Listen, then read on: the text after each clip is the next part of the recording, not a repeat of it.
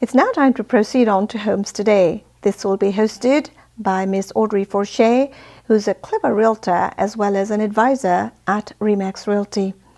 In her segment, we get to learn about ins and outs about selling and buying homes and everything that's associated with it. Well, today she's going to talk to us about retirement account along with Michael. Let's see. Hello friends, welcome to Homes Today. My name is Audrey Forshey and I'm a Remax agent in Maryland. And today we have Michael Brezovic with us. He is a financial advisor. And today we're going to talk about retirement plans for self-employed people. So some of you out there may be self-employed and might find a lot of this information helpful. I, as a real estate agent, am a self-employed employee, and I have to put my own money into my own retirement accounts. And I thought it would be interesting if some of you as well are out there thinking about where you should put your money and have some good advice from our friend Michael Brezovic. Hi. Hi, how you doing? Thanks for coming back. Thank you. All right, so what kind of retirement plans are there for self-employed people? There's a lot out there. Okay. Okay, so you have your traditional Sept, which is what I have. Which is something that you have. Okay, so your Sept is something that you can put money into as the employer. Okay. Okay.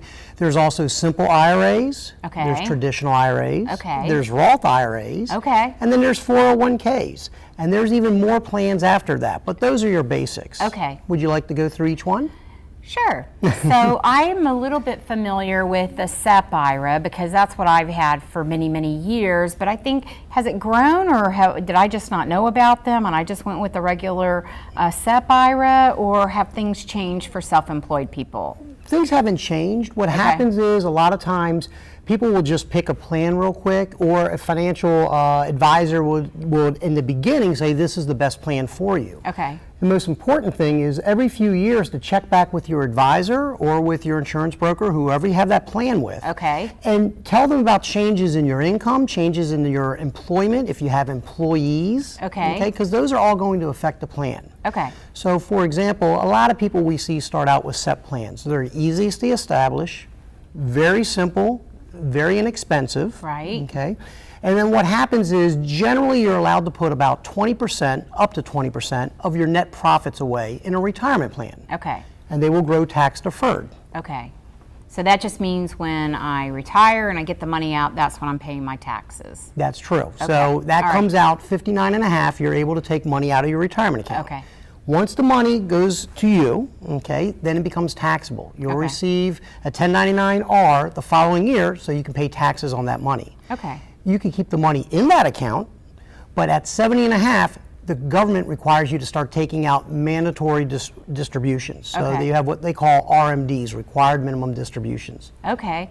So, and then the maximum that I can take, or the maximum I can put in is of my net income. Is that right? 20% of my net income? Yeah, that's the max. Okay. And there's a little calculation with that, so you're going to want to check with your CPA or your tax advisor Okay. to be able to do that. It all depends on how your business is set up. Are Okay. you incorporated, Okay. subchapter S, or are you just a LLC or anything sole of that? member, or just Okay. sole proprietor? Okay. All right. So if I have my Sept IRA, and let's say I put my 20% in there, am I allowed to go have another one of those Good question. IRAs? Or can I, if I want to have multiple accounts so I can make sure I have plenty of money when I'm old, can I do that? You can. So now we're getting into some more complicated rules, but Okay. one of the things that complements a Sept is a traditional IRA. Okay. Okay, so you can put money in a traditional IRA. Okay. A lot of people think that they make too much money and they can't put any money into that traditional IRA. So that's a misnomer. Okay. What happens is when money goes into a traditional IRA, it is true that your adjusted gross income comes into play. Okay. If it's over a certain amount, then that money won't be a deduction for you on that year's tax return. Okay? So, but you could have $1 million of income and you could still put $5,500 for 2017 unless you're 50 or older, and then it's $6,500 into a traditional IRA. It would just be considered after base. It would just have basis, so it would be after tax money deposited. Okay, but that's okay. I mean, I know $5,500 is a lot of money to people, and I'm not trying to make light of that, but I mean, I think if you're putting $1,500 or $5,500 in an account and it grows a year, that would be a good thing for someone, right? Absolutely. Can I have two IRAs, 55 each, or I can only have one? You can only have one, but your spouse could have one. And then Okay. there's certain rules around that if your spouse is covered by an employer plan and so forth. So it's always best to check with your tax professional. Okay. But let's say that you've outgrown your SEP. Okay. Okay. So let's take a look at how can I get more money into that plan. All right. So you may want to graduate from having a SEP to a solo 401k. Yes. Now the important factor here is, do you have employees? Okay. Because understand that if you have employees, even with that SEP, there are certain rules that some of those employees may be covered, and what you put into your SEP, you have to put into theirs as well as their employer. The exact same amount? Well, or not the percentage, exact same percentage. Okay. So there's certain rules, and again, check with your tax professional. Okay. But if you're first starting out, or even if you're starting out and you have an employee, they may not be covered for the first year or two. Okay. And so you're able to put money into your SEP. Right. Okay. Now, once they become covered, it's very important that you establish a SEP for them. And if you're putting 20% away for you, you have to put 20% away of their salary for them. Okay. Do I take that out of their paycheck? No. I do have, have had employees before, and so I put that in addition to their paycheck. That's right. Is that how that's done? Not as the SEP, no. So Okay. you're the employer. So Okay. so a SEP works as an employer contribution. Okay. So it's not a salary deduction.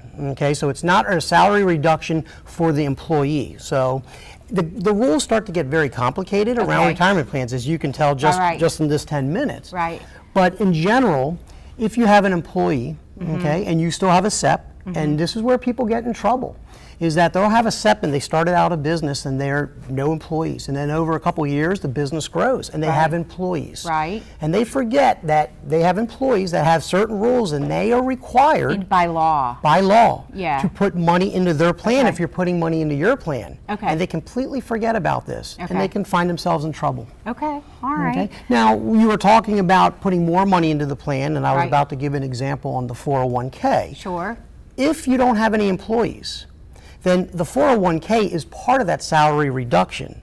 So it's like your typical 401k that you may have when you work for an employer. Okay. You can put up to $18,000 a year. Okay. You can add $6,000 more to that if you're 50 or older. Okay. And that comes out of your paycheck. All right. Okay, so that helps reduce your federal and state income taxes.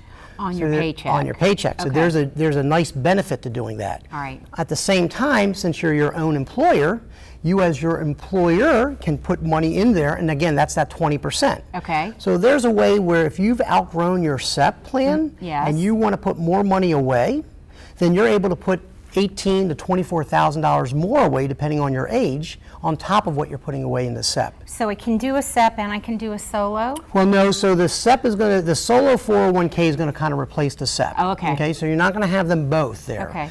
Okay, but there's a great way to get more money into there. And there are some limitations. Okay. So even with the SEP, there's limitations that they call 415 limits, which essentially, as of 2017, you can't put more than $53,000 into a 401k, okay, or into a SEP plan.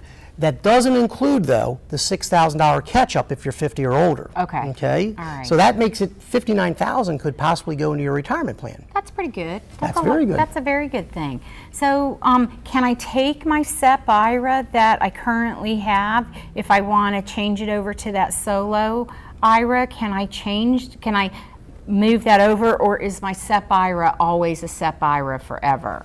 No, so the beauty of the tax law is allows rollovers and transfers. Okay. So whether you have a 401k or if you have a SEP, Right. okay, let's say that you graduated to the 401k solo. Okay.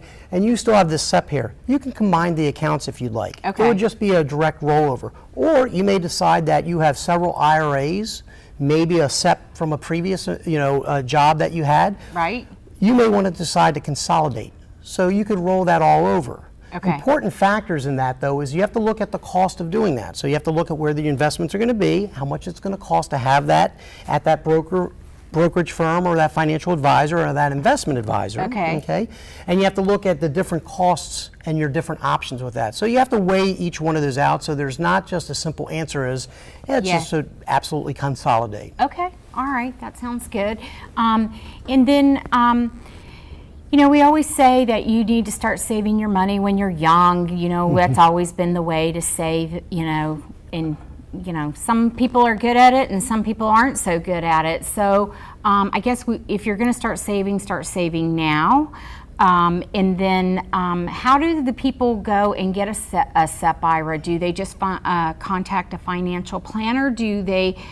Is there a way they could do it online? Do they have to go through a brokerage firm? I don't even remember how I did mine. I guess a brokerage firm is how I did it. A brokerage firm or a bank. Many banks now have investment departments. Oh, okay. You can also do it online. You can talk to a financial advisor. So there's many ways in doing that. Okay. There's some that are self-help, which is online. Okay. There's others that will help guide you through it. Okay. So the important thing is to understand there's such a lot of laws around the retirement accounts. And they're subject to ERISA laws back from the 70s. And those are always changing. We just went through some big changes with the Department of Labor just recently. Okay. So as an employer, if you're holding a retirement account, you have certain fiduciary responsibilities. Okay. So you may want to make sure that you talk to a professional, whether that's a tax advisor or a financial advisor. Okay. Or if you do go online, make sure that you understand all the options out there. Okay. Because you may have some fines or things like that if you don't do it properly. So what happens if I have my SEP IRA? I guess it's a similar thing that there's a rollover. And let's just say I stop doing real estate and I decide I want a regular, W-2 job. Does my SEP IRA just stay as it is and my new job has an IRA? Does my SEP go to that, or I just leave my SEP all by itself and then have an IRA with my new employer? Is that how that works? It's your option. So that's the beauty, is this is your money. Okay. Now, in the SEP, it's your money. Now, with a 401k from an employer, right? You're going and getting a W-2, and let's say you're working for a big employer. They may have a vesting schedule. With the money that they contribute to your account.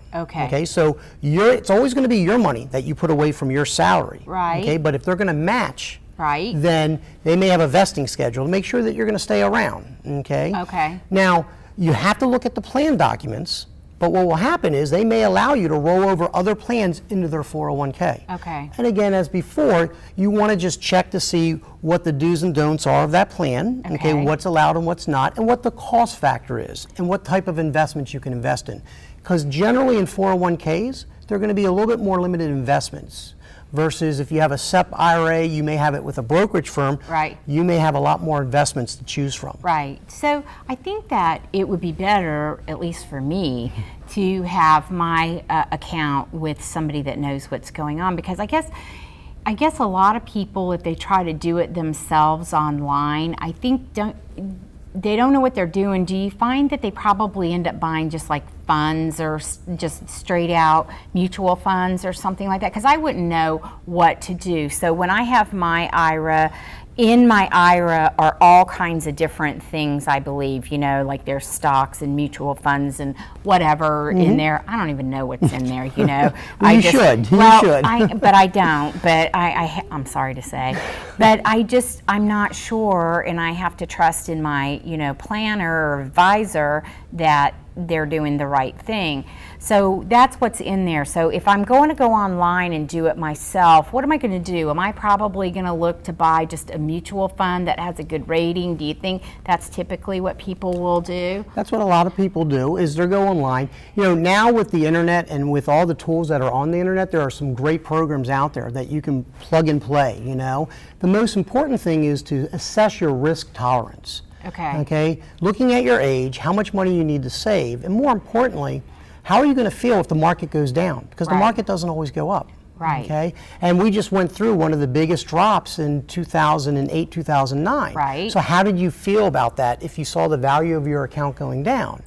So it's important to understand your risk assessment. I would say more important is the dollar cost average. Putting money in, whether it's quarterly, semi-annually, or just yearly, but have a budget to put money away, pay yourself first. Right.